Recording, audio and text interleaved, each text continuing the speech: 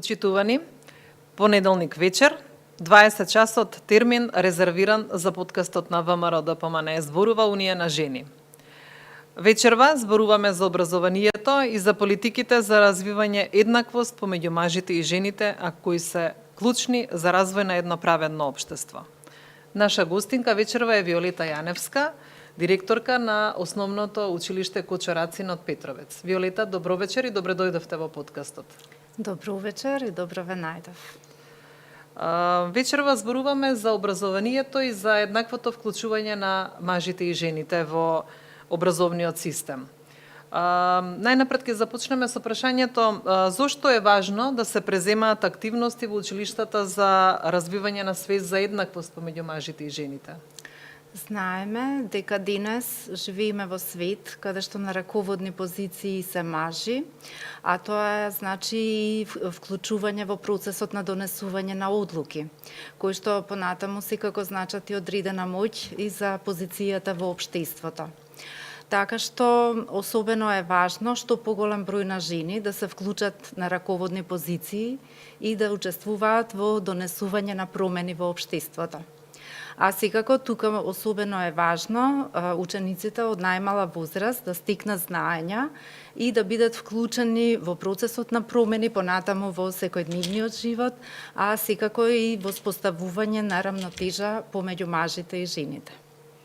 На кој начин може да се постигне таа свест во образовниот систем за еднаквост помеѓу мажите и жените? Развивањето на свеста мора да започне од најмала возраст, уште од најрано детство, во градинките, потоа во основното училиште, во средните училишта, на факултетите и потоа секако да продолжи во секојдневниот живот.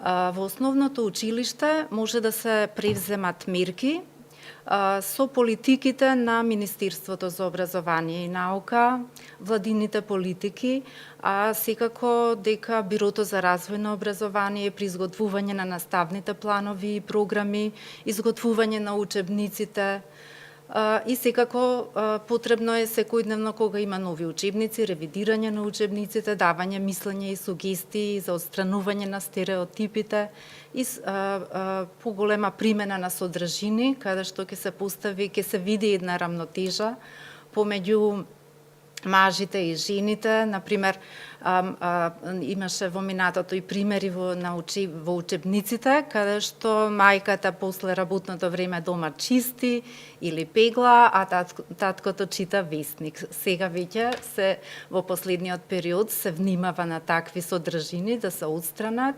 неправилностите од учебниците и да се влијае на учениците на едно повисоко ниво и поголема примена во секојдневниот живот понатаму, кога тие ќе бидат возрастни луѓе.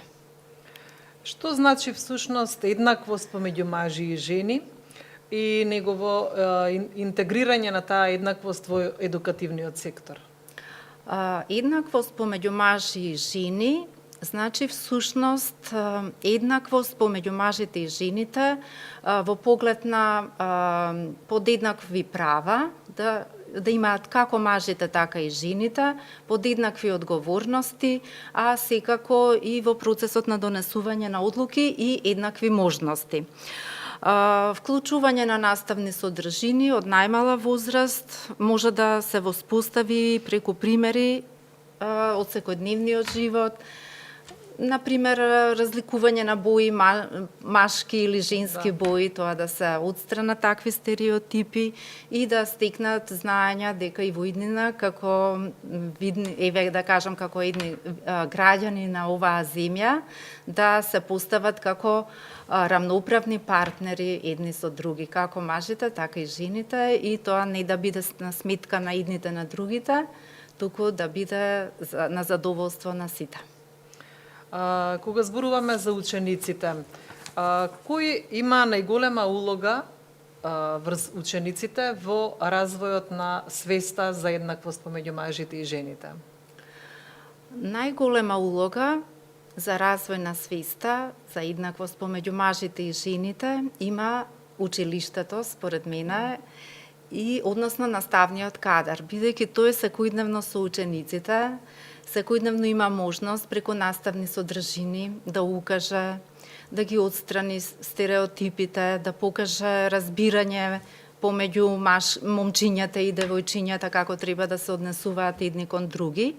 И секако тука може да се каже улогата на раководството, односно менаџментот во процесот на донесување на одлуки, кој што има можност да влијае нели во секојдневните практики, да дојде до надменување на одредени неправилности со цел да имаме една нормална рамнотежа помеѓу мажите и жените. Директорке, вие сте раководител на ова училиште, чинам 14 години. Вашето училиште бележи многобројни успеси и овие денови одбележа 80 години од своето постоење. Што сметате дека е значајно да го споменеме во овој подкаст околу активностите кои што го одбележа ова 80 годишно постоење на вашето училиште?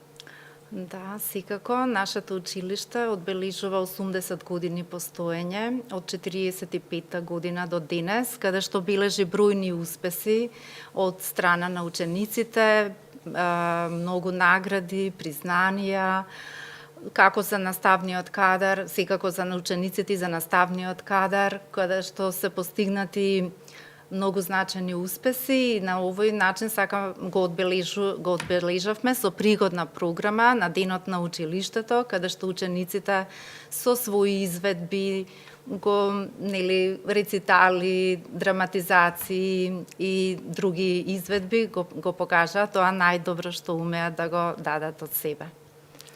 Така, вие истовремено сте и председателка на Унијата на жени на Општинскиот комитет на Петровец веќе 8 години. Во текот на овој период интегриравте многу жени во политиката, но исто така можете да направите и дистинкција помеѓу тоа што придонесува во развој на трансформацијата на машко-женските односи во општеството и колку женските движења можат да влијаат во тој дел. Така, женските движења во последните децении се во голем број во многу земји во светот и тие се многу важни да постојат и уште повеќе да се развиваат, затоа што придонесуваат за подобрување на животот на жената и на тој начин придонесуваат за воспоставување на партнерство помеѓу мажите и жените и секако дека особено е важно да се залагаме кон поголеми права, еднаквост и нормално дека тоа ќе придонесе за подобар живот за сите, не само за мажите, не само за жените, туку и за мажите. Така, за крај на вечерашниот подкаст сакам да ви го поставам прашањето какво општество сакаме да видиме во поглед на еднаквоста помеѓу мажите и жените? Сакаме да видиме општество каде што жените ќе бидат прифатени како носители на одлуки, поголема лична и економска независност, поголема вклученост на жените во личниот и општествениот живот, подобро здравство за мажите, жените и децата и поголемо вклучување во образование и професионален развој на жените. Виолета, ви благодарам за вашето учество во вечерашниот подкаст. Почитувани, тоа беше се за денешната епизода. Ви благодариме што останавте со нас и што заедно размислувавме за тоа како да развиваме свест за поправедно и поеднакво општество. Имајте убава вечер.